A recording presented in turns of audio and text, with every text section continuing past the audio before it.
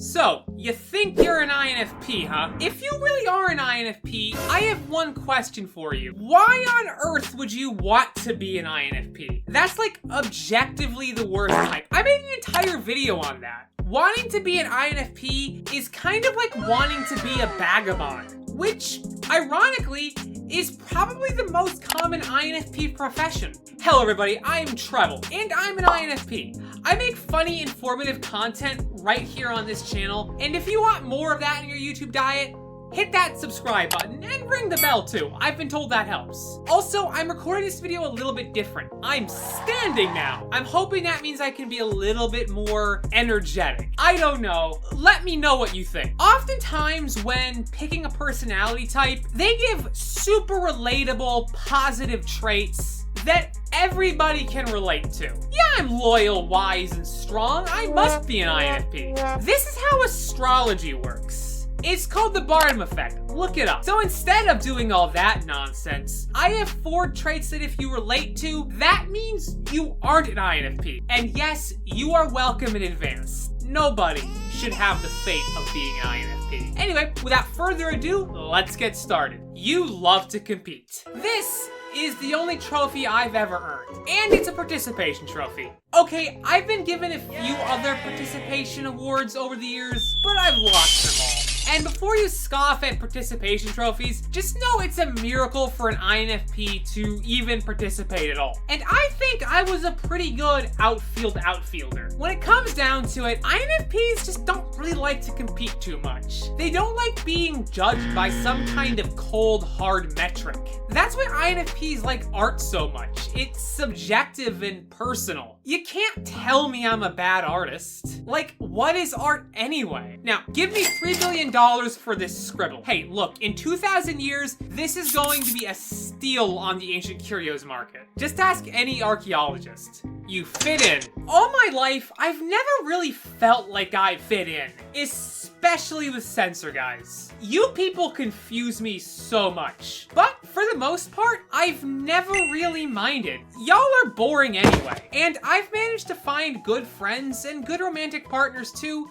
who really get me. People often think of others as static images. You are something to someone. You're a coworker, a neighbor, or an assassin. On this channel, for example, I'm that YouTuber who makes quirky videos about the 16 personalities. But I'm a lot more than just that. And I feel like I can never be my 100% true self around anyone, except maybe my romantic partner. INFPs have just such complicated, nuanced visions of self. It kind of feels like being a 4th dimensional being in a 3rd dimensional plane. You really just can't explain it. And that honestly is probably the best way to describe INFPs and ENFPs too. Or really any high-end E user.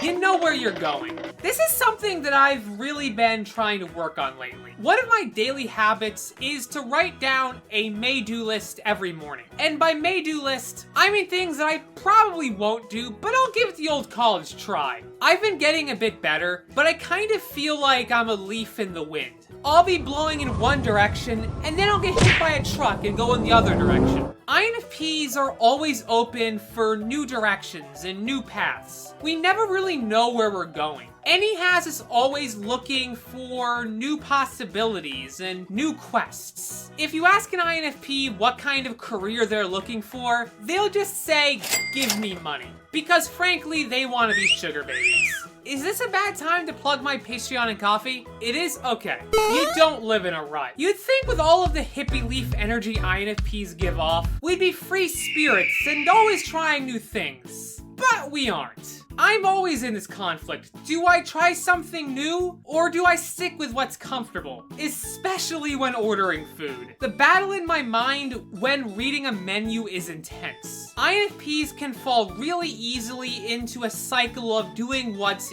easy and staying within their comfort zone. I have plans to leave my comfort zone soon, but INFPs always say that. We'll see if it actually happens or not. For INFPs, the comfort zone is more like the comfort trap. Bonus tip, you are pragmatic. This bonus tip was totally planned from the start, and I didn't screw up the intro or anything. If you have ever said anything close to facts don't care about your feelings, you're probably not an INFP. INFP. When it comes to making decisions, INFPs will be guided by their emotions and values. This doesn't mean they won't use logic or will always go with their feelings. Believe me, if I went with my feelings, do you think I would be awake right now? Like all types, INFPs use everything to make decisions. It's just, with them, the scales are going to be rigged differently. INFPs are going to build a large value-based framework that they're constantly tinkering with, and any decision is going to be run through it. So INFPs can be pragmatic, but don't expect them to be unless they have to. Also, expect them to have lots of knickknacks. So, do you still think you're an INFP? Well, if you're not, you might be an ENFP, and you can watch that video right here. Thank you guys so much for watching. Special thanks to Patreoners and Coffeers, and I'll catch you guys all in my next video.